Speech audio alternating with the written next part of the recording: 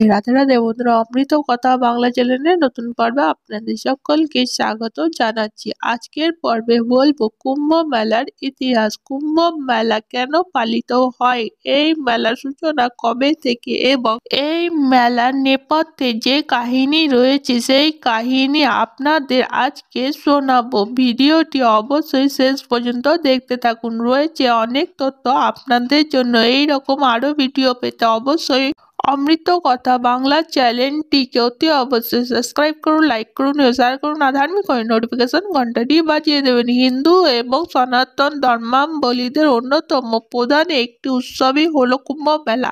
কুম্ভ মেলা উপলক্ষে ধর্মপ্রাণ হিন্দুরা তীর্থস্থানে আসে। তাদের বিশ্বাস, পবিত্র নদীতে স্নান করলে তাদের সকল পাপ ধুয়ে যায় এবং তারা পুত্র পবিত্র হয়ে ওঠে। পুরাণেও নাকি এমন নির্দেশ দেওয়া হয়েছে। বলা হয় কার্তিক সহস্রবার, মাঘ মাসে শত গঙ্গা স্নান এবং বৈশাখ মাসে কোটি নর্মদা স্নানে যে সকল ফল লাভ হয়, সহস্র অশ্বমেধ যজ্ঞ এবং শত বাজপেয় যজ্ঞে যে ফল লাভ হয়, লক্ষ পৃথিবী প্রদক্ষিণ করলেও যে ফল লাভ হয়, একবার কুম্ভ মেলায় স্নানে তা পাওয়া যায়। কুম্ভ মেলা পৌরাণিক কাহিনী।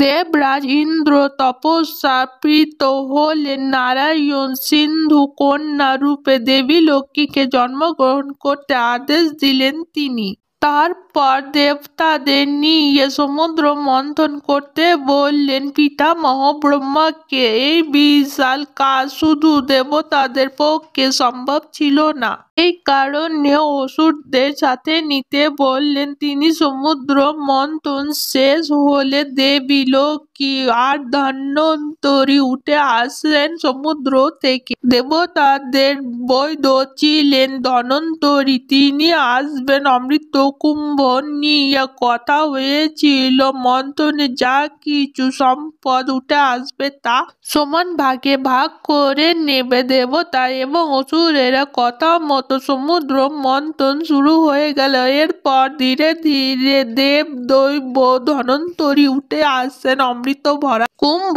নিয়ে। দেবতাদের পরম ধর্ম অমৃত। এই অমৃত কুম্ভের কথা জানতেন ইন্দ্র। এই কুম্ভ থেকে দেবতাদের হাতছাড়া না হয়, অসুরদের হাতে না চলে যায়, তার জন্য দেব দৈবদের কাছ থেকে এই কুম্ভ নিয়ে তার পুত্র জয়ন্তকে পালাতে বললেন পিতা ইন্দ্রের। আদেশ পাওয়া মাত্রই অমৃত কুম্ভ নিয়ে জয়ন্ত ছুটতে লাগলো সমুদ্র মন্থনে। একমাত্র সারম বস্তু এই অমৃত, যা পান করলে অমৃত লাভ হয়। কিন্তু অসুর গুরু শুক্রাচার্য ব্যাপারটা লক্ষ্য করেছিলেন এবং তিনি অসুরদের আদেশ দিলেন জয়ন্তকে ধরার জন্য। এদিকে জয়ন্ত ছুটতে লাগলেন অমৃত কুম্ভ নিয়ে, তারপর পেছনে পেছনে ছুটছে অসুরেরা। এভাবে সামনে 3 দিন ছোটার পর জয়ন্ত ক্লান্ত হয়ে গেলেন। একটু বিশ্রামের প্রয়োজন বোধ হলো তার। জয়ন্ত বিশ্রাম নিতে বসলে অমৃত কুম্ভটি মাটিতে রেখে দেখলেন অসুরেরা এসে উপস্থিত হয়েছে। আবার কি তিনি ছুটতে শুরু করলেন। টানা 3 দিন ছোটার পর আবার তিনি বিশ্রাম নিতে বসলেন। কিছুক্ষণের মধ্যে হাজির হলো অসুরেরা, আবার কুম্ভ নিয়ে ছুটতে লাগলো ইন্দ্রপুত্র জয়ন্ত।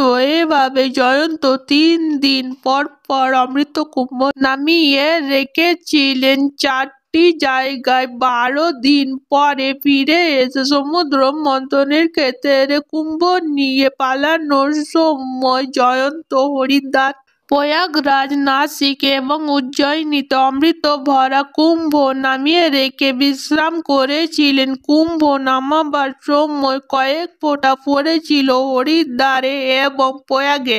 একটানা 3 দিন ছোটাছুটির পর জয়ন্ত একটি জায়গায় উপস্থিত হয়েছিলেন এবং ফিরে এসেছিলেন ঠিক 12 দিন পরে। মানুষ 1 বছর, দেবতাদের কাছে মাত্র 1 দিনের জন্য। প্রতি 3 বছর অন্তর অন্তর 4 জায়গায় কুম্ভ মেলা হয়। গড়ে পূর্ণ কুম্ভ হয় 12 বছর পর। হরিদ্বার আর প্রয়াগে পূর্ণ অমৃত কুম্ভ হয় বলে এই 2 জায়গায় কয়েক ফোঁটা অমৃত পড়েছিল।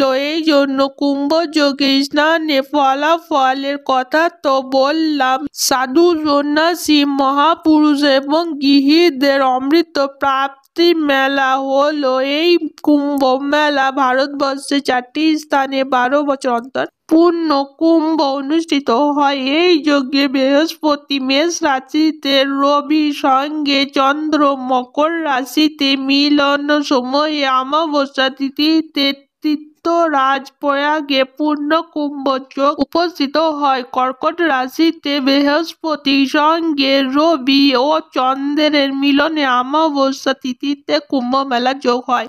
নাসিকে গোদাবরী তটে ভদ্র মাসে অমাবস্যায় দ্বিতীয় স্নান আর কার্তিক মাসে শুক্ল একাদশীতে হয় তৃতীয় স্নান।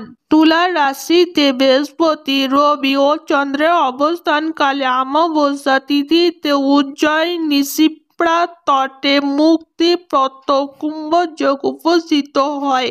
বৃহস্পতি কুম্ভ রাশিতে মহাবিষুব সংক্রান্তি অর্থাৎ চৈত্র সংক্রান্তি, রবির সঙ্গে মেষ রাশি মিলনে হরিদ্বারে অমৃত কুম্ভ যোগ উপস্থিত হয়। হিয়াংসাং এই সময়ে গঙ্গাকে মহাভদ্র বলেছিলেন। তার লেখায় দেবতাদের সঙ্গে অসুরদের সংগ্রামের সময় অমৃত ভরা কুম্ভটি রক্ষার বিশেষ যত্নবান এবং তাৎপর্য হয়েছিলেন সূর্যদেব, সোমদেব মানে চন্দ্রদেব এবং দেবগুরু বৃহস্পতি প্রতি 12 বছর অন্তর বিশেষ রাশিতে এই 3টি সংযোগ হয়। বিশেষ তিথিতে অবস্থানের সময় কুম্ভ যোগ উপস্থিত হয়। ভক্তদের সঙ্গে ভগবানের অবাধ মিলন ক্ষেত্র। এই ভরা অমৃত প্রয়াগে ছোট বড় ধনী নির্ধন কোনো প্রভেদ নেই। এখানে নেই প্রবেশিকা, তার গণ্ডি আছে সাম্যের এক অপূর্ব মিলন। এই অমৃত কুম্ভের যোগে অমৃত ভরা কুম্ভ মেলা ভারতবর্ষের দিক দিগন্ত থেকে যেমন আসে লক্ষ লক্ষ সাধু সন্ন্যাসী, সেই রকমই আসে অগণিত ধর্মপ্রাণ গৃহস্থ মানুষেরা। পুণ্য স্নান শেষ করে তারা দলে দলে উপস্থিত হন উচ্চকোটি মহাপুরুষদের ছাউনিতে। আকাশ বাতাস অনুরিত হয়ে ওঠে ভক্ত কণ্ঠে ভগবানের জয়ধ্বনির মাধ্যমে। সুতরাং জানা গেল কুম্ভ মেলার অনুষ্ঠান প্রতি 4 বছর অন্তর একবার, প্রতি 6 বছর অন্তর হরিদ্বার ও প্রয়াগে অর্ধ